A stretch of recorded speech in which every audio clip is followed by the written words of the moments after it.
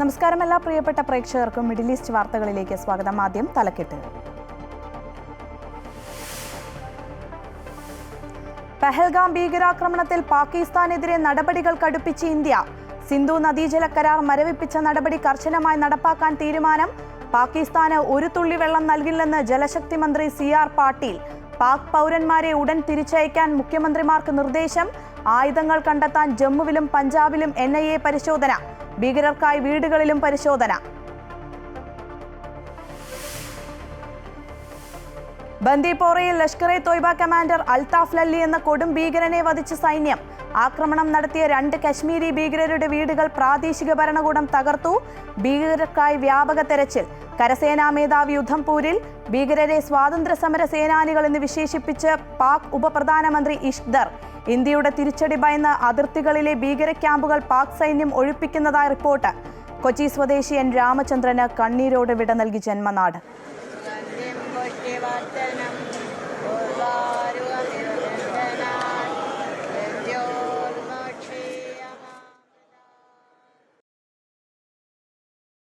ISRO മുൻ chairman doctor K Kasturirangan അന്തരിച്ചു. അന്ത്യം 84-ാം വയസ്സിൽ ബംഗളൂരുവിൽ. വിടവാങ്ങിയത് ശാസ്ത്ര സാമൂഹ്യ മേഖലകളിൽ വ്യക്തിമുദ്ര പതിപ്പിച്ച പ്രതിഭ. ഭാരതത്തിന്റെ ബഹിരാകാശ മേഖലയെ പുതിയ ഉയരങ്ങളിൽ എത്തിച്ച വ്യക്തിയെന്നും നിസ്തുല സംഭാവനകൾ എന്നും ഓർമ്മിക്കപ്പെടുമെന്നും പ്രധാനമന്ത്രി നരേന്ദ്രമോദി.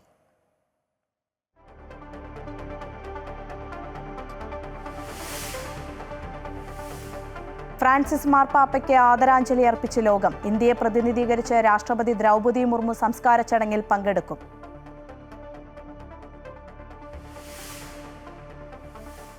പൊതുജനാരോഗ്യ സംരക്ഷണം മുൻനിർത്തി പുതിയ നിയമം പ്രഖ്യാപിച്ച് ദുബായ്.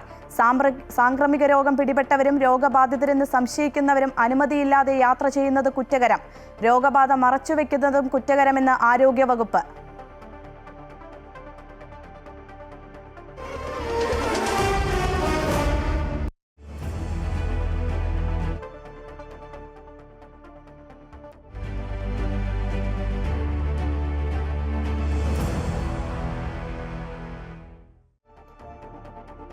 പഹൽഗാം ഭീകരാക്രമണത്തെ തുടർന്ന് ശക്തമായി തിരിച്ചടിച്ച ഇന്ത്യൻ സൈന്യം. പാകിസ്ഥാൻ പൗരന്മാരെ ഉടൻ കണ്ടെത്തി തിരിച്ചയക്കാൻ കേന്ദ്ര ആഭ്യന്തരമന്ത്രി അമിത് ഷാ എല്ലാ സംസ്ഥാന മുഖ്യമന്ത്രിമാർക്കും നിർദ്ദേശം നൽകി. അതേസമയം ആക്രമണം നടത്തിയവർ സ്വാതന്ത്ര്യ സമരക്കാരാണ് എന്ന് പുകഴ്ത്തി പാകിസ്ഥാൻ രംഗത്ത് വന്നു. പാകിസ്ഥാനെതിരെ വിവിധ ഭാഗങ്ങളിൽ പ്രതിഷേധങ്ങൾ നടക്കുകയാണ്. സിന്ധു നദീജല ഉടമ്പടി മരവിപ്പിച്ചതിൽ തുടർ നടപടികൾ ചർച്ച ചെയ്യാൻ അമിത് ഷായുടെ നേതൃത്വത്തിൽ ഡൽഹിയിൽ യോഗം ചേർന്നു. പഹൽഗാം ഭീകരാക്രമണത്തെ തുടർന്ന് പാകിസ്ഥാൻ പൗരന്മാർക്കുള്ള എല്ലാ വിസകളും റദ്ദാക്കിയ കേന്ദ്ര സർക്കാർ നടപടിക്ക് പിന്നാലെയാണ് പാകിസ്ഥാൻ പൗരന്മാരെ ഉടൻ കണ്ടെത്തി തിരിച്ചയക്കാൻ കേന്ദ്ര ആഭ്യന്തരമന്ത്രി അമിത് ഷാ എല്ലാ മുഖ്യമന്ത്രിമാർക്കും നിർദ്ദേശം നൽകിയത്. ഇന്ത്യയിലുള്ള പാകിസ്ഥാൻ പൗരന്മാരോട് 2 ദിവസത്തിനകം ഇന്ത്യ വിടാനാണ് കേന്ദ്ര സർക്കാർ നിർദ്ദേശം. മെഡിക്കൽ വിസയുള്ള പാക് പൗരന്മാർക്ക് 2 ദിവസം കൂടി അധികമായി ലഭിക്കും. ഇവർ ഏപ്രിൽ 29-നകം രാജ്യം വിടേണ്ടി വരുമെന്നാണ് കേന്ദ്രം വ്യക്തമാക്കിയിരിക്കുന്നത്. നയതന്ത്ര നടപടികളുടെ ഭാഗമായി പാക് പൗരന്മാർക്ക് പുതിയതായി വിസ നൽകുന്നതും ഇന്ത്യ നിർത്തിവച്ചു. നിലവിലുള്ള വിസകൾ റദ്ദാക്കുകയും ചെയ്തു. കൂടാതെ ഇന്ത്യക്കാർ പാകിസ്ഥാനിലേക്ക് യാത്ര ചെയ്യരുതെന്നും കേന്ദ്ര സർക്കാർ നിർദ്ദേശം നൽകി. ആക്രമണങ്ങളുടെ പശ്ചാത്തലത്തിൽ ഇന്ത്യയുമായുള്ള ഷിംല കരാർ പാകിസ്ഥാൻ മരവിപ്പിക്കുകയും ചെയ്തിരുന്നു. ഇന്ത്യയിൽ നിന്നുള്ള വിമാനങ്ങൾക്ക് പ്രവേശനാനുമതിയും നിഷേധിച്ചിരുന്നു. അതേസമയം പഹൽഗാം ആക്രമണം നടത്തിയവർ പാകിസ്ഥാനിലെ സ്വാതന്ത്ര്യ സമരക്കാരാണെന്ന് പാകിസ്ഥാൻ വിദേശകാര്യമന്ത്രി ഇഷാദ് ദർ വാർത്താസമ്മേളനത്തിൽ പറഞ്ഞു. ഭീകരരെ സഹായിച്ചിട്ടുണ്ടെന്ന് പാക് പ്രതിരോധ മന്ത്രി ഖ്വാജ ആസിഫും സമ്മതിച്ചു. 3 പതിറ്റാണ്ടായി പാകിസ്ഥാൻ അമേരിക്കയ്ക്ക് വേണ്ടി പലതും ചെയ്തിട്ടുണ്ടെന്നും ഇവർ വ്യക്തമാക്കി. അതിനിടയിൽ പാക് അതിർത്തിയിലെ ലഷ്കർ ഭീകരരുടെ ക്യാമ്പ് മാറ്റാൻ പാക് നിർദ്ദേശം നൽകിയിട്ടുണ്ട്. അതിർത്തിയിൽ ഇന്ത്യൻ സൈന്യം തിരിച്ചടിക്കുകയാണ്. ജമ്മു കാശ്മീരിലെ ബന്ദിപ്പോര ജില്ലയിൽ ഒരു ഭീകരനെ വധിച്ചു. ലഷ്കർ കമാൻഡർ അൽതാഫ് ലല്ലിയാണ് കൊല്ലപ്പെട്ടത്. ഇതിനിടയിൽ പാകിസ്ഥാൻ പഞ്ചാബ് അതിർത്തിയിൽ നിന്നും കസ്റ്റഡിയിലെടുത്ത BSF ജവാനെ മോചിപ്പിക്കുവാനുള്ള ചർച്ചകൾ തുടരുകയാണ്. ഇതുവരെ ജവാനെ മോചിപ്പിക്കാൻ പാകിസ്ഥാൻ തയ്യാറായിട്ടില്ല എന്നാണ് സർക്കാർ വൃത്തങ്ങൾ നൽകുന്ന സൂചന. News desk Amrita news. Pahalgam ഭീകരാക്രമണവുമായി ബന്ധപ്പെട്ട് ഫേസ്ബുക്ക് പോസ്റ്റിട്ട കാഞ്ഞങ്ങാട്ടെ മുസ്ലിം ലീഗ് നേതാവിനെതിരെ കേസ്. മുസ്ലിം ലീഗ് സംസ്ഥാന വർക്കിംഗ് കമ്മിറ്റി അംഗം ബഷീർ വെള്ളിക്കോത്തിനെതിരെയാണ് ഹൊസ്ദുർഗ് പോലീസ് കേസെടുത്തത്. സമൂഹത്തിൽ കലാപമുണ്ടാക്കുന്ന തരത്തിൽ പോസ്റ്റിട്ടതിന് ഭാരതീയ ന്യായ സംഹിതയിലെ 192 ആക്ട് പ്രകാരമാണ് കേസെടുത്തത്. പെഹൽഗാമിലുണ്ടായ ഭീകരാക്രമണവുമായി ബന്ധപ്പെട്ട് രാജ്യത്തിനെതിരെയും ലഹളയുണ്ടാക്കണമെന്ന ഉദ്ദേശത്തോടെയും ചില പരാമർശങ്ങൾ നടത്തിയെന്നാണ് എഫ്ഐആറിൽ പറയുന്നത്. ഫേസ്ബുക്ക് പോസ്റ്റ് പിന്നീട് ഇയാൾ ഡിലീറ്റ് ചെയ്തിരുന്നു. VHP ജില്ലാ പ്രസിഡന്റ് SP ഷാജിയുടെ പരാതിയിലാണ് കേസെടുത്തത്. ഭീകരർക്ക് നൽകുന്ന പിന്തുണ പരസ്യമായി തുറന്നു സമ്മതിച്ച് പാകിസ്ഥാൻ പ്രതിരോധ മന്ത്രി ഖ്വാജ ആസിഫ്. ഭീകര സംഘടനകൾക്ക് 3 പതിറ്റാണ്ടായി ധനസഹായവും പിന്തുണയും നൽകുന്നുണ്ടെന്നും ഖ്വാജ ആസിഫ് പറഞ്ഞു. പഹൽഗാം ഭീകരാക്രമണത്തിന് പിന്നാലെ ബ്രിട്ടീഷ് ചാനലായ സ്കൈ ന്യൂസിന് നൽകിയ അഭിമുഖത്തിലാണ് ഖ്വാജ ആസിഫിന്റെ പ്രസ്താവന. ഇന്ത്യയുമായി ഒരു യുദ്ധമുണ്ടാകാനുള്ള സാധ്യതയുണ്ടെന്നും ആസിഫ് പറഞ്ഞു. സിന്ധു നദീജല കരാർ മരവിപ്പിച്ച നടപടിയിൽ ഉറച്ച ഇന്ത്യ. ഒരു തുള്ളി വെള്ളം കൊടുക്കില്ല. കരാറിൽ പരാമർശിക്കുന്ന നദികളിലെ അണക്കെട്ടുകളിലെ ശേഷി ഉയർത്തും. കരാർ മരവിപ്പിച്ചത് കർശനമായി നടപ്പാക്കാൻ കേന്ദ്ര ആഭ്യന്തരമന്ത്രി അമിത്ഷായുടെ അധ്യക്ഷതയിൽ ചേർന്ന യോഗം തീരുമാനിച്ചു. വെള്ളം ഒഴുകുന്നത് തടയാനുള്ള തീരുമാനവുമായി മുന്നോട്ടു പോകാനും ധാരണയായി. സിന്ധു നദീജല കരാർ മരവിപ്പിക്കാനുള്ള ഇന്ത്യയുടെ തീരുമാനത്തിന്റെ തുടർ നടപടികളുമായി ബന്ധപ്പെട്ട കാര്യങ്ങളാണ് യോഗം ചർച്ച ചെയ്തത്. അമിത്ഷായുടെ വസതിയിൽ ചേർന്ന യോഗത്തിൽ ജലശക്തി മന്ത്രി CR പാട്ടീൽ, വിദേശകാര്യമന്ത്രി S ജയശങ്കർ എന്നിവരും പങ്കെടുത്തു. പാകിസ്ഥാനിലേക്ക് വെള്ളം ഒഴുകുന്നത് തടയാനുള്ള തീരുമാനവുമായി മുന്നോട്ടു പോകാൻ യോഗത്തിൽ ധാരണയായി. കരാർ മരവിപ്പിക്കുന്നത് മധ്യസ്ഥത വഹിച്ച ലോകബാങ്കിനെ അറിയിക്കും. കരാറിൽ പരാമർശിക്കുന്ന നദികളിലെ അണക്കെട്ടുകളിലെ ശേഷി ഉയർത്തും. ഹ്രസ്വകാല ദീർഘകാല അടിസ്ഥാനത്തിലുള്ള 3 പദ്ധതികൾ തയ്യാറാക്കിയെന്ന് ജലശക്തി മന്ത്രി വ്യക്തമാക്കി. നദികൾ വഴിതിരിച്ചുവിടും. കരാർ മരവിപ്പിക്കുന്ന തീരുമാനം കഴിഞ്ഞ ദിവസം തന്നെ ഇന്ത്യ ഔദ്യോഗികമായി പാകിസ്ഥാനെ അറിയിച്ചിരുന്നു.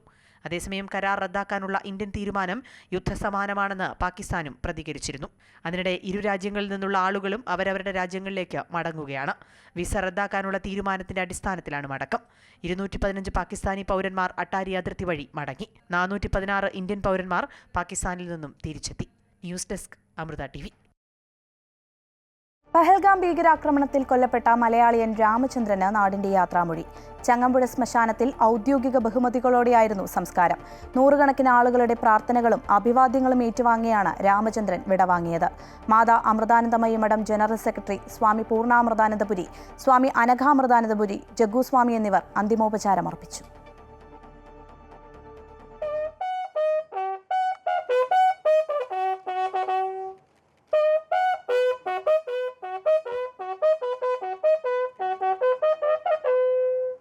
ഗവർണറും ജനപ്രതിനിധികളും നാട്ടുകാരുമടക്കം 100 കണക്കിന് ആളുകളുടെ അന്തിമോപചാരം ഏറ്റുവാങ്ങിയാണ് N രാമചന്ദ്രൻ വിടവാങ്ങിയത്.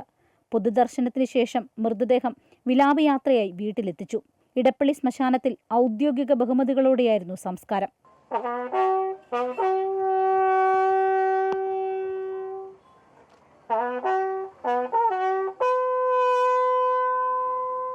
മരണസമയത്ത് രാമചന്ദ്രനൊപ്പമുണ്ടായിരുന്ന മകൾ ആരതിയും മകൻ അരവിന്ദ്, ഭാര്യ ഷീല എന്നിവർ രാമചന്ദ്രന്റെ മൃതദേഹത്തിൽ പ്രാർത്ഥനാപൂർവ്വം ആദരമർപ്പിച്ചത് കണ്ടുനിന്നവരുടെ കണ്ണുകളെപ്പോലും ഈറനാക്കി.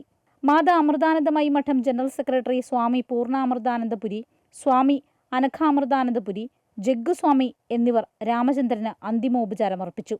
പേരക്കുട്ടികളുടെ അവധിക്കാലം ആഘോഷിക്കാനാണ് ഭാര്യ ഷീലയ്ക്കും മകൾ ആരതിക്കുമൊപ്പം രാമചന്ദ്രൻ കാശ്മീരിലേക്ക് പോയത്. ഇടപ്പള്ളി സ്വദേശിയായ രാമചന്ദ്രൻ സജീവ BJP പ്രവർത്തകനായിരുന്നു. ഭീകരതയ്ക്കെതിരായ മുദ്രാവാക്യങ്ങളോടെയാണ് നാട് രാമചന്ദ്രന് വിട നൽകിയത്. അമൃത ന്യൂസ്, കൊച്ചി. പാകിസ്ഥാന്റെ വ്യോമപാതയിലൂടെ ഇന്ത്യൻ വിമാനങ്ങൾക്ക് യാത്രാനുമതി നിഷേധിച്ചത് ഗൾഫ് രാജ്യങ്ങളിൽ നിന്നും ഇന്ത്യയിലേക്കും തിരിച്ചുമുള്ള യാത്രാസമയം കൂടാൻ കാരണമാകുമെന്ന് വിമാന കമ്പനികൾ. Air India, IndiGo, space jet ഉൾപ്പെടെയുള്ള ഇന്ത്യൻ വിമാന കമ്പനികളെയാണ് ഇത് ബാധിക്കുന്നത്. ഗൾഫിൽ നിന്നും ബംഗളൂരു, മുംബൈ, ഡൽഹി എന്നിവിടങ്ങളിലേക്കുള്ള വിമാനങ്ങൾ പാകിസ്ഥാൻ വ്യോമപാതയെ ആശ്രയിക്കുന്നുണ്ട്. 2 മണിക്കൂർ വരെ യാത്രാസമയം കൂടുതൽ എടുക്കേണ്ടി വരുമെന്നാണ് കണക്കാക്കുന്നത്. ഇതോടെ വിമാന നിരക്കിലും വർധനവുണ്ടായേക്കും. യൂറോപ്പ്, അമേരിക്ക എന്നിവിടങ്ങളിലേക്ക് ഇന്ത്യയിൽ നിന്നും പറക്കുന്ന വിമാനങ്ങൾ പാക് വ്യോമപാതയെന്ന് ആശ്രയിച്ചിരിക്കുന്നത്. എന്നാൽ ഗൾഫിൽ നിന്നുള്ള വിമാന കമ്പനികളെ ഈ സാഹചര്യം നേരിട്ട് ബാധിക്കില്ല. പൊതുജനാരോഗ്യ സംരക്ഷണം മുൻനിർത്തി പുതിയ നിയമം പ്രഖ്യാപിച്ച ദുബായ്. സാംക്രമിക രോഗം പിടിപെട്ടവരും രോഗബാധിതരെന്ന് സംശയിക്കുന്നവരും ദുബായ് ആരോഗ്യ വകുപ്പിന്റെ അനുമതിയില്ലാതെ യാത്ര ചെയ്യുന്നതും രോഗബാധ മറച്ചുവെക്കുന്നതും കുറ്റകരമാണെന്ന് പുതിയ നിയമം വ്യക്തമാക്കുന്നു. UAE വൈസ് പ്രസിഡന്റും പ്രധാനമന്ത്രിയും ദുബായ് ഭരണാധികാരിയുമായ Sheikh Mohammed bin Rashid Al മക്തൂമാണ് പൊതുജനാരോഗ്യ സംരക്ഷണം മുൻനിർത്തി പുതിയ നിയമം പ്രഖ്യാപിച്ചത്. ഇതുപ്രകാരം ദുബായിലേക്ക് യാത്ര ചെയ്യുന്ന യാത്രക്കാർ ഉൾപ്പെടെ നിയമം അനുശാസിക്കുന്ന നിർദ്ദേശങ്ങൾ പാലിക്കാൻ ബാധ്യസ്ഥരാണ്. വ്യക്തികളുടെയും സമൂഹത്തിന്റെയും ആരോഗ്യം സംരക്ഷിക്കുക, അന്താരാഷ്ട്ര മാനദണ്ഡങ്ങളുമായി പൊരുത്തപ്പെടുന്ന പൊതുജനാരോഗ്യ രീതികൾ സാധ്യമാക്കുക എന്നിവയാണ് പുതിയ നിയമം കൊണ്ട് ഉദ്ദേശിക്കുന്നത്. പകർച്ചവ്യാധി ബാധിച്ചവരോ രോഗബാധ സംശയിക്കുന്നവരോ ആയ വ്യക്തികൾ രോഗം പടരാൻ സാധ്യതയുള്ള സമ്പർക്കം ഒഴിവാക്കണമെന്ന് നിയമം അനുശാസിക്കുന്നു. ദുബായ് ആരോഗ്യവകുപ്പിന്റെ അനുമതിയില്ലാതെ ആരോഗ്യ കേന്ദ്രങ്ങൾ ഒഴികെയുള്ള സ്ഥലങ്ങളിലേക്കുള്ള യാത്ര പാടില്ല. മനഃപൂർവ്വമോ അല്ലാതെയോ രോഗബാധ മറച്ചുവെക്കുന്നതും കുറ്റകരമാണ്. രോഗബാധ പടരാതിരിക്കാനുള്ള നടപടികൾ എടുക്കേണ്ടതും വ്യക്തികളുടെ ഉത്തരവാദിത്വമാണ്. ദുബായ് വിമാനത്താവളത്തിലെത്തുന്നവർ ബന്ധപ്പെട്ട വകുപ്പുകൾ നൽകുന്ന നിർദ്ദേശങ്ങൾ പാലിക്കണമെന്നും ആവശ്യമായ ആരോഗ്യ വിവരങ്ങൾ അധികൃതരെ ബോധ്യപ്പെടുത്തണമെന്നും നിയമം പറയുന്നു. പൊതുജനാരോഗ്യ സംരക്ഷണം ഉറപ്പുവരുത്തുന്നതിൽ സർക്കാർ സ്ഥാപനങ്ങളുടെ പങ്കും പുതിയ നിയമം ഉറപ്പുവരുത്തുന്നുണ്ട്. ഔദ്യോഗിക ഗസറ്റിൽ പ്രസിദ്ധപ്പെടുത്തി 90 ദിവസം പിന്നിട്ടാൽ പുതിയ നിയമം പ്രാബല്യത്തിൽ വരും. Amrita news, Dubai. സൗരോർജ്ജത്തിൽ പ്രവർത്തിക്കുന്ന ജലവാഹനം പുറത്തിറക്കിയതിന് ഭൗതിക സ്വത്തവകാശ സാക്ഷ്യപത്രം കരസ്ഥമാക്കി Dubai Roads and Transport Authority. ദുബായിയുടെ പരമ്പരാഗത ജലവാഹനമായ അബ്രയാണ് സൗരോർജ്ജത്തിൽ പ്രവർത്തിക്കും വിധം ദുബായ് RTA പുറത്തിറക്കിയത്. UAEയിൽ ഭൗതിക സ്വത്തവകാശ സർട്ടിഫിക്കറ്റുകൾ നൽകാൻ ചുമതലപ്പെടുത്തിയ സാമ്പത്തിക മന്ത്രാലയമാണ് ദുബായ് RTAയുടെ മറൈൻ ട്രാൻസ്പോർട്ട് ഡിപ്പാർട്ട്മെന്റിന്റെ സാക്ഷ്യപത്രം കൈമാറിയത്. സുസ്ഥിരതയിലൂന്നിയ പദ്ധതികൾക്ക് ലഭിക്കുന്ന അംഗീകാരമാണിതെന്ന് ദുബായ് RTA വാർത്താക്കുറിപ്പിൽ അറിയിച്ചു.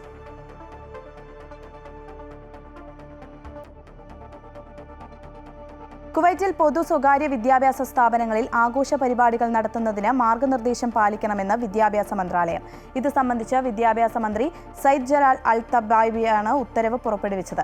മാർഗനിർദ്ദേശപ്രകാരം ബിരുദദാനം, പഠന മികവ് മുതലായവയുമായി ബന്ധപ്പെട്ട എല്ലാ ആഘോഷ പരിപാടികളും വിദ്യാലയത്തിന്റെ മതിലുകൾക്കുള്ളിൽ മാത്രമായി പരിമിതപ്പെടുത്തണം.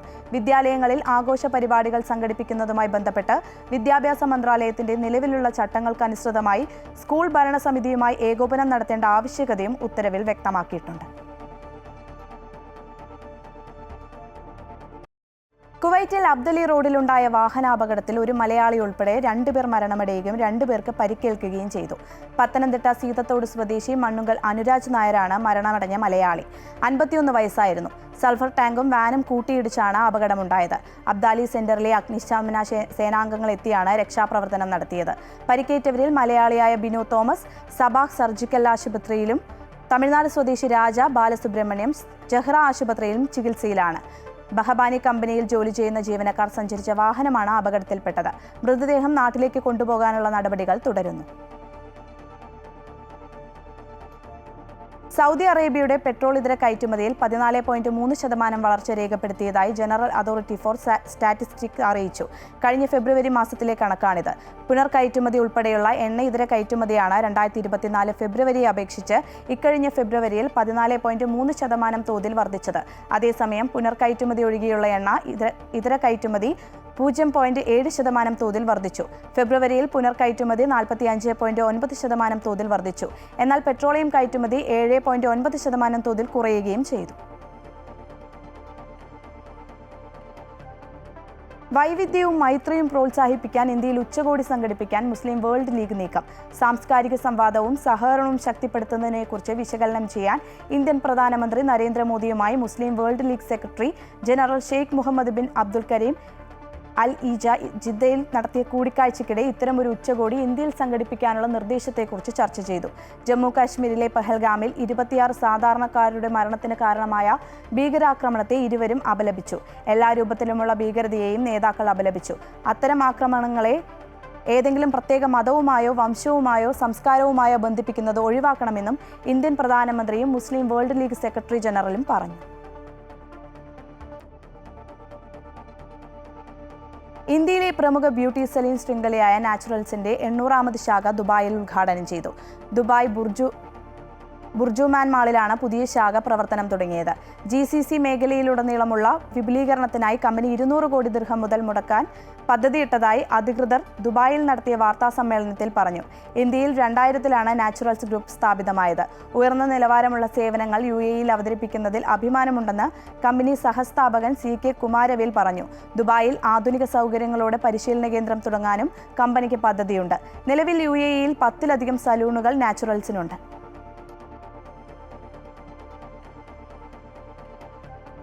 ISRO മുൻ ചെയർമാൻ കെ കസ്തൂരിരംഗൻ അന്തരിച്ചു. 84 വയസ്സായിരുന്നു. ബംഗളൂരുവിലായിരുന്നു അന്ത്യം. പത്മവിഭൂഷൺ ഉൾപ്പെടെയുള്ള ബഹുമതികൾ നൽകി രാജ്യം ആദരിച്ചിട്ടുണ്ട്.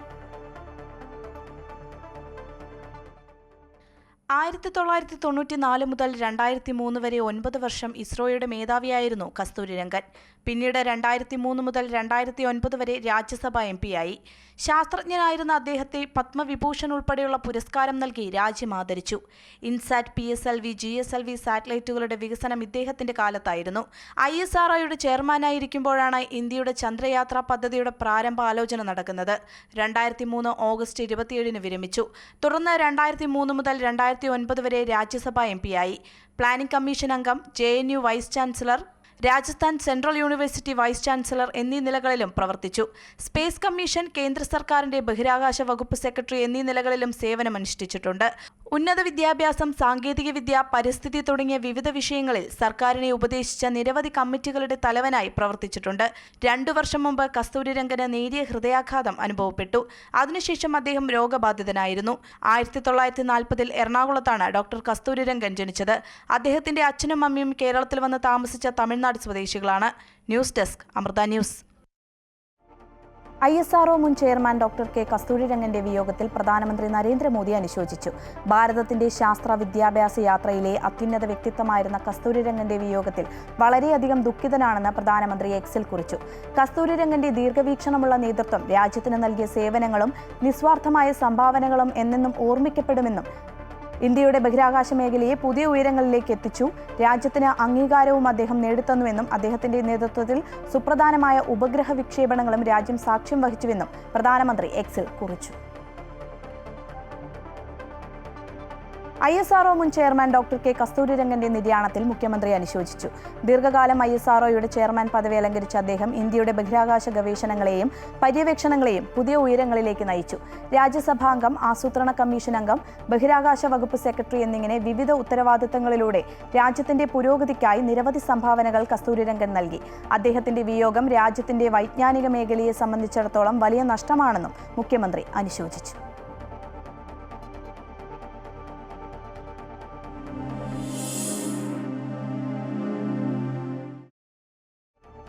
ആഗോള കത്തോലിക്കാ സഭയുടെ അധ്യക്ഷൻ ഫ്രാൻസിസ് മാർപ്പാപ്പയുടെ സംസ്കാര ശുശ്രൂഷകളിൽ ഇന്ത്യയെ പ്രതിനിധീകരിച്ച് രാഷ്ട്രപതി ദ്രൗപദി മുർമു പങ്കെടുക്കും. സംസ്കാര ചടങ്ങിൽ പങ്കെടുക്കാൻ ലോക നേതാക്കൾ വത്തിക്കാനിൽ നാളെയാണ് കബറടക്കം. കത്തോലിക്ക സഭയുടെ ആഗോള പരമാധ്യക്ഷൻ ഫ്രാൻസിസ് പാപ്പയുടെ സംസ്കാര ചടങ്ങിൽ ഇന്ത്യയെ പ്രതിനിധീകരിച്ച് രാഷ്ട്രപതി ദ്രൗപദി മുർമുവാണ് പങ്കെടുക്കുന്നത്. രാഷ്ട്രപതിക്കൊപ്പം പാർലമെന്ററി കാര്യമന്ത്രി കിരൺ റിജിജു, ന്യൂനപക്ഷകാര്യ സഹമന്ത്രി ജോർജ് കുര്യൻ എന്നിവരുമുണ്ട്. രാഷ്ട്രപതി വത്തിക്കാൻ സെന്റ് പീറ്റേഴ്സ് ബസിലിക്കയിലെത്തി മാർപ്പാപ്പയ്ക്ക് ആദരാഞ്ജലി അർപ്പിക്കുമെന്ന് വിദേശകാര്യ മന്ത്രാലയം അറിയിച്ചു. തുടർന്ന് സംസ്കാര ചടങ്ങിൽ പങ്കെടുക്കും. ഇന്ത്യയുമായി അടുത്ത ബന്ധമാണ് ഫ്രാൻസിസ് പാപ്പ പുലർത്തിയിരുന്നത്. പ്രധാനമന്ത്രി മോദി റോമിലെത്തി പാപ്പയെ സന്ദർശിച്ചിട്ടുമുണ്ട്. ഇന്ത്യയിലേക്ക് വരാനുള്ള ആഗ്രഹവും പാപ്പ പ്രകടിപ്പിച്ചിരുന്നു. ഈ പശ്ചാത്തലത്തിൽ ഇന്ത്യയെ പ്രതിനിധീകരിച്ച് ഏറ്റവും ഉയർന്ന നേതാക്കൾ തന്നെ സംസ്കാര ചടങ്ങിൽ പങ്കെടുക്കണമെന്ന തീരുമാനമാണ് പ്രധാനമന്ത്രി വിളിച്ചു ചേർത്ത യോഗത്തിലുണ്ടായത്. മാർപ്പാപ്പയുടെ സംസ്കാരം നടക്കുന്ന ദിവസം ഇന്ത്യയിലും ഔദ്യോഗിക ദുഃഖാചരണമായിരിക്കും. 50 രാഷ്ട്രത്തലവന്മാരും 10 രാജാക്കന്മാരും ഉൾപ്പെടെ 130 പ്രതിനിധികൾ പങ്കെടുക്കുമെന്നാണ് വത്തിക്കാൻ സ്ഥിരീകരിച്ചിട്ടുള്ളത്. American president Donald Trump, UK പ്രധാനമന്ത്രി, ബ്രിട്ടീഷ് രാജകുമാരൻ ഉൾപ്പെടെയുള്ള നേതാക്കൾ ഇതിൽ ഉൾപ്പെടും. കേരളത്തെ പ്രതിനിധീകരിച്ച് മാർപ്പാപ്പയുടെ സംസ്കാര ചടങ്ങിൽ മന്ത്രി റോഷി അഗസ്റ്റിൻ പങ്കെടുക്കും. News desk, Amrita news. രണ്ടാം പിണറായി വിജയൻ സർക്കാരിന്റെ 4ാം വാർഷികങ്ങളുടെ ഭാഗമായി കോട്ടയത്ത് NT കേരളം പ്രദർശന വിപണന മേളയ്ക്ക് തുടക്കമായി. മന്ത്രി VN വാസവൻ മേളയുടെ ഉദ്ഘാടനം നിർവഹിച്ചു. സർക്കാർ വകുപ്പുകളുടെയും പൊതുമേഖലാ സ്വയംഭരണ സ്ഥാപനങ്ങളുടെയും സ്റ്റാളുകളും ഫുഡ് കോർട്ടുകളും ഒരുക്കിയിട്ടുള്ള മേളയിൽ വൈകുന്നേരങ്ങളിൽ വിവിധ കലാപരിപാടികളും ഒരുക്കിയിട്ടുണ്ട്. രണ്ടാം പിണറായി വിജയൻ മന്ത്രിസഭയുടെ 4ാം വാർഷികാഘോഷത്തിന്റെ ഭാഗമായി കോട്ടയം നാഗമ്പടം പോപ്പ് മൈതാനിയിലാണ് NT കേരളം പ്രദർശന വിപണനമേള സംഘടിപ്പിച്ചിരിക്കുന്നത്. മേളയുടെ ഉദ്ഘാടനം മന്ത്രി VN വാസവൻ നിർവഹിച്ചു. സമസ്ത മേഖലകളിലും കേരളം കൈവരിച്ച നേട്ടങ്ങൾ രാജ്യത്തിനാകെ മാതൃകയാണെന്ന് മന്ത്രി പറഞ്ഞു.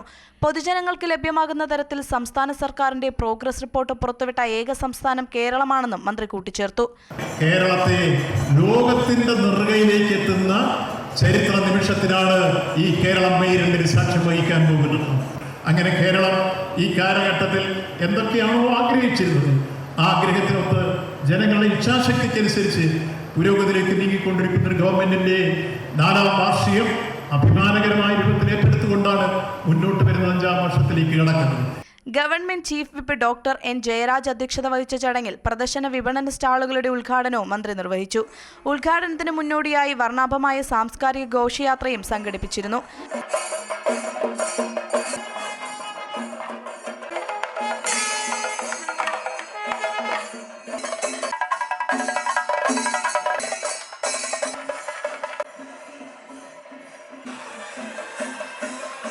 മേളയിൽ സർക്കാർ വകുപ്പുകളുടെയും പൊതുമേഖലാ സ്വയംഭരണ സ്ഥാപനങ്ങളുടേതുമായി 186 സ്റ്റാളുകളും ഫുഡ് കോർട്ടുകളും ഒരുക്കിയിട്ടുണ്ട്. മേളയിൽ പ്രവേശനം സൗജന്യമാണ്. പ്രദർശന നഗരിയിൽ 3 ദിവസവും രാവിലെയും ഉച്ചകഴിഞ്ഞും വിവിധ വിഷയങ്ങളിൽ സെമിനാറുകളും വൈകുന്നേരങ്ങളിൽ വൈവിധ്യമാർന്ന കലാപരിപാടികളും ഒരുക്കിയിട്ടുണ്ട്.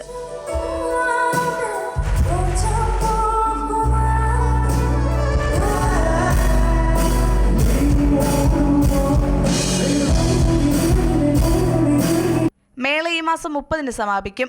അമൃത ന്യൂസ്, കോട്ടയം. IT പാർക്കുകളിൽ മദ്യം വിളമ്പാൻ അനുമതി നൽകി സർക്കാർ ഉത്തരവ് പുറത്തിറങ്ങി. ജീവനക്കാർക്ക് മാത്രം മദ്യം വിളമ്പാം.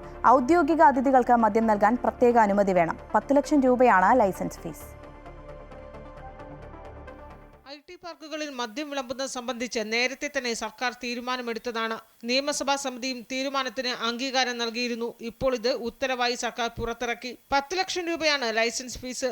IT പാർക്ക് ഡെവലപ്പർക്ക് മാത്രമേ ലൈസൻസ് ലഭിക്കുകയുള്ളൂ. ഒരു IT പാർക്കിൽ ഒരു മദ്യശാല മാത്രമേ അനുവദിക്കുകയുള്ളൂ. ഉച്ചയ്ക്ക് 12 മണി മുതൽ രാത്രി 12 മണി വരെയാണ് പ്രവൃത്തി സമയം. IT പാർക്കിലെ പ്രത്യേക കെട്ടിടത്തിലാണ് മദ്യശാല തുറക്കേണ്ടത്. ജീവനക്കാർക്ക് മാത്രമേ ലോഞ്ചിലേക്ക് പ്രവേശനമുണ്ടാകാൻ പാടുള്ളൂ. ഔദ്യോഗിക അതിഥികൾക്ക് മദ്യം നൽകാൻ പ്രത്യേകം അനുമതി വേണം. സർക്കാർ ഉടമസ്ഥയിൽ പ്രവർത്തിക്കുന്ന IT പാർക്കുകൾക്കും സ്വകാര്യ IT പാർക്കുകൾക്കും ലൈസൻസിന് അപേക്ഷിക്കാം. 1-ാം തീയതിയും സർക്കാർ നിശ്ചയിച്ച മറ്റു ഡ്രൈഡേ ദിവസങ്ങളിലും മദ്യം വിളമ്പാൻ പാടില്ല. അമൃത ന്യൂസ്, തിരുവനന്തപുരം.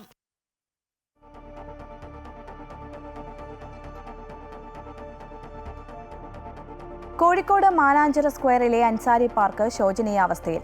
ഭിന്നശേഷിക്കാരായ കുട്ടികൾക്ക് കൂടി കളിക്കാൻ പാകത്തിൽ ഒരുക്കിയ പാർക്കിലെ റൈഡുകളെല്ലാം ഉപയോഗശൂന്യമായി കിടക്കാൻ തുടങ്ങിയിട്ട് വർഷങ്ങളായി. അവധിക്കാലമായതിനാൽ നിരവധി കുട്ടികളാണ് പാർക്കിലെത്തി നിരാശരായി മടങ്ങുന്നത്.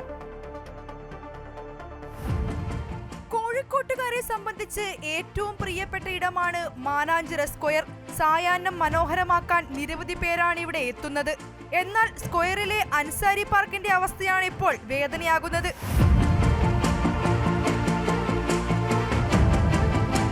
കുട്ടികൾക്കായി ഒരുക്കിയ മനോഹരമായ പാർക്കാകെ ശോചനീയാവസ്ഥയിലാണ്. റൈഡുകളെല്ലാം ഉപയോഗശൂന്യമായി. പാർക്കിലെത്തുന്ന കുട്ടികളെല്ലാം നിരാശരായി മടങ്ങുകയാണ്. കുട്ടികൾക്കായുള്ള റൈഡുകളിൽ മുതിർന്നവർ ഉൾപ്പെടെ കയറാറുണ്ടെന്നും എന്നാൽ ഇതൊന്നും ശ്രദ്ധിക്കാനോ പരിപാലിക്കാനോ പാർക്കിൽ ആരും ഉണ്ടാകാറില്ലെന്നുമാണ് ഉയരുന്ന ആക്ഷേപം. കൃത്യമായി പരിപാലിക്കാൻ കഴിഞ്ഞുവെങ്കിൽ ഈ അവസ്ഥ വരില്ലായിരുന്നുവെന്നും ജനങ്ങൾ പറയുന്നു. അവധിക്കാലം ആഘോഷമാക്കാൻ പാർക്കിലെത്തുന്ന കുട്ടികളെല്ലാം പരിഭവത്തിലാണ്. ഏറെ പ്രതീക്ഷയോടെ അവരെയും കൊണ്ടുവരുന്ന മാതാപിതാക്കളും. ഞങ്ങൾ വെക്കേഷൻ ആയതുകൊണ്ട് ഇവിടെ കുട്ടികളൊക്കെ കൊണ്ട് ഒന്ന് കാണിക്കാൻ വേണ്ടി കൊണ്ടുവന്നതാണ്. അപ്പോൾ റൈഡ്സ് ഇത് മാത്രമേ ഇപ്പോൾ ഇവിടെ വർക്കിംഗ് ആയിട്ടുള്ളൂ. അപ്പോൾ ബാക്കിയൊക്കെ ഇങ്ങനെ ഒരു സീറ്റ് ഒക്കെ പൊളിഞ്ഞ് കിടക്കുകയാണ്. അപ്പോൾ കുറച്ചും കൂടി ഒന്ന് ബെറ്റർ ആയിരുന്നെങ്കിൽ നന്നായേനെ. ബാക്കിയെല്ലാം പിന്നെ നമ്മൾ റൗണ്ടായിട്ട് കറങ്ങുന്ന സാധനം, പിന്നെ അതുപോലെ സീസോ, അതൊക്കെ ഒന്ന് നന്നാക്കിയാൽ നന്നായിരുന്നു. സ്ക്വയറിന്റെ വിവിധ ഭാഗങ്ങളിൽ മരക്കഷ്ണങ്ങൾ കൂട്ടിയിട്ടതിനാൽ ഇഴജന്തുക്കളുടെ ശല്യമാണെന്നും ആക്ഷേപമുണ്ട്. അതോടൊപ്പം പാർക്കിലെ പ്രതിമകളും വാട്ടർ ഫൗണ്ടനുമെല്ലാം നാശത്തിന്റെ വക്കിലാണ്.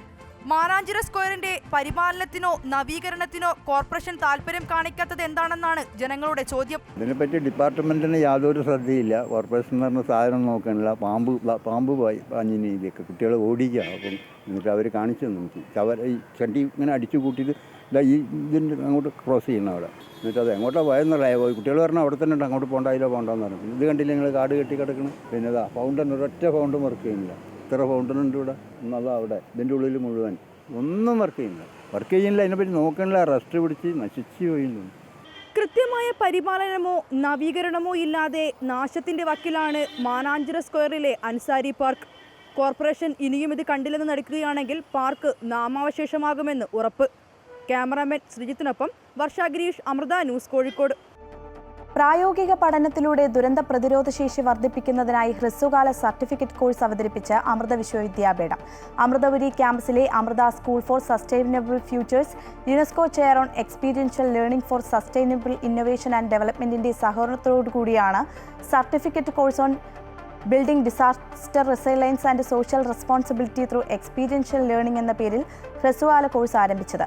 പ്രായോഗിക പരിശീലനത്തിലൂടെ ദുരന്ത പ്രതിരോധ ശേഷിയും സാമൂഹ്യ ഉത്തരവാദിത്വവും വളർത്തിയെടുക്കുകയാണ് പൂർണ്ണമായും ഓഫ്ലൈൻ രീതിയിൽ സംഘടിപ്പിക്കുന്ന സർട്ടിഫിക്കറ്റ് കോഴ്സിലൂടെ ലക്ഷ്യം വെക്കുന്നത്. ട്രെയിൻഡ് ട്രെയിനർ മാതൃകയിൽ ദുരന്ത നിവാരണ സേനാംഗങ്ങൾ, അധ്യാപകർ, യുവജന നേതാക്കൾ, വിദ്യാർത്ഥികൾ എന്നിവർക്കാണ് ആദ്യഘട്ടത്തിൽ പരിശീലനം നൽകുന്നത്. 4 ദിവസം നീണ്ടു നിൽക്കുന്ന സർട്ടിഫിക്കറ്റ് കോഴ്സിൽ കാലാവസ്ഥയെക്കുറിച്ചും പ്രകൃതി ദുരന്തങ്ങളെക്കുറിച്ചും അവയെ പ്രതിരോധിക്കേണ്ട രീതിയെക്കുറിച്ചും ബോധവൽക്കരണം നടത്തുന്നതിനോടൊപ്പം അത്യാധുനിക രീതികളും ഉപകരണങ്ങളും ഉപയോഗിച്ച് ദുരന്തങ്ങളെ പ്രതിരോധിക്കുന്നതിനുള്ള പരിശീലനവും നൽകും. ഇതിനു പുറമെ ദുരന്ത നിരീക്ഷണ സംവിധാനവും പ്രഥമ ശുശ്രൂഷ രീതികളും കോഴ്സിലൂടെ പരിചയപ്പെടുത്തും. സുസ്ഥിര വികസന സൂചിക, കേന്ദ്ര സംസ്ഥാന സർക്കാരുകളുടെ ദുരന്ത നിവാരണ പദ്ധതികൾ, മാർഗനിർദ്ദേശങ്ങൾ എന്നിവ അടിസ്ഥാനമാക്കിയാണ് കോഴ്സിന്റെ ഘടനയും പ്രവർത്തനവും രൂപപ്പെടുത്തിയിട്ടുള്ളത്. ഇപ്പോൾ ആരംഭിച്ചിട്ടുള്ള ആദ്യ ബാച്ചിൽ കേരളം, തമിഴ്നാട്, കർണാടക സംസ്ഥാനങ്ങളിൽ നിന്നായി 25 പേരുണ്ട്. Amrita school for sustainable futures, Amrita centre for wireless networks and applications, Kochi Amrita hospital എന്നിവിടങ്ങളിൽ നിന്നുള്ള വിദഗ്ധരാണ് ക്ലാസുകൾ കൈകാര്യം ചെയ്യുന്നത്. ഇന്ത്യൻ ഫുട്ബോൾ ഇതിഹാസം IM വിജയൻ കേരള പോലീസിൽ നിന്ന് പടിയിറങ്ങുന്നു. 38 വർഷം നീണ്ട സേവനം പൂർത്തിയാക്കുന്ന IM വിജയന് ആദരവർപ്പിച്ച് മലപ്പുറം MSPയിൽ പരേഡ് നൽകി. വിജയന്റെ 56ാം പിറന്നാൾ ദിനത്തിലായിരുന്നു MSPയുടെ ആദരം. കാൽപന്തിനെ നെഞ്ചേറ്റിയ മലയാളികളുടെ അഭിമാനമായ IM വിജയൻ 1987 ഹവീൽദാറായിട്ടാണ് കേരള പോലീസിന്റെ ഭാഗമായത്. ഫുട്ബോൾ ജീവിതത്തിന്റെ ഭാഗമായി പലപ്പോഴും ഔദ്യോഗിക രംഗത്ത് നിന്ന് വിട്ടുപോയ താരം 2011 ASI ആയി സർവീസിൽ തിരികെ എത്തി. തുടർന്ന് 2012 API ആയും 2021 അസിസ്റ്റന്റ് കമാൻഡന്റായും സ്ഥാനക്കയറ്റം. പിന്നീട് MSPയുടെ ഫുട്ബോൾ അക്കാദമിയുടെ ഡയറക്ടറായി. ഈ മാസം 30 പോലീസിൽ നിന്ന് വിരമിക്കുന്ന വിജയന് 56ാം പിറന്നാൾ ദിനത്തിൽ പരേഡ് നൽകിയായിരുന്നു MSPയുടെ ആദരം.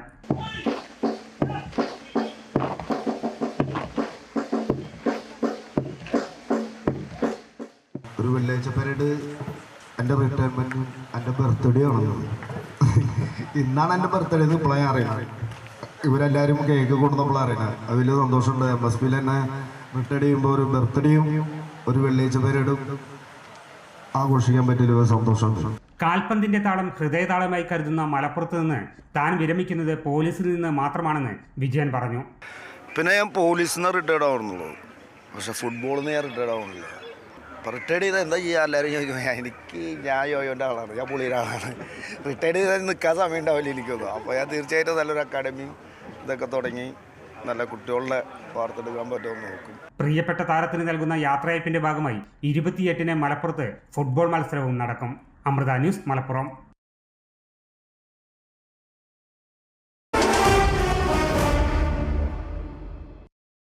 ഇന്ത്യൻ പ്രീമിയർ ലീഗിൽ കളിക്കാൻ ആഗ്രഹിക്കുന്നതായി മുൻ പാകിസ്ഥാൻ താരം മുഹമ്മദ് ആമിർ. ബ്രിട്ടീഷ് പാസ്പോർട്ട് ലഭിക്കുമ്പോൾ IPL ലേലത്തിൽ പങ്കെടുക്കാനും ടൂർണമെന്റിൽ കളിക്കാനും താൽപ്പര്യമുണ്ടെന്നും ആമിർ തുറന്നു പറഞ്ഞു. IPLനായി പാകിസ്ഥാൻ സൂപ്പർ ലീഗ് വേണ്ടെന്ന് വെക്കുന്നതിൽ കുഴപ്പമില്ലെന്നും ആമിർ വ്യക്തമാക്കി. നിലവിൽ പാകിസ്ഥാൻ സൂപ്പർ ലീഗിൽ ക്വറ്റ ഗ്ലാഡിയേഴ്സ് ടീമിന്റെ താരമാണ് മുഹമ്മദ് ആമിർ. ഇതോടെ മിഡിൽ ഈസ്റ്റ് വാർത്തകൾ പൂർണ്ണമാകുന്നു. കൂടുതൽ വാർത്തകൾക്കായി അമൃത ന്യൂസ് യൂട്യൂബ് ചാനൽ സന്ദർശിക്കുക. നമസ്കാരം.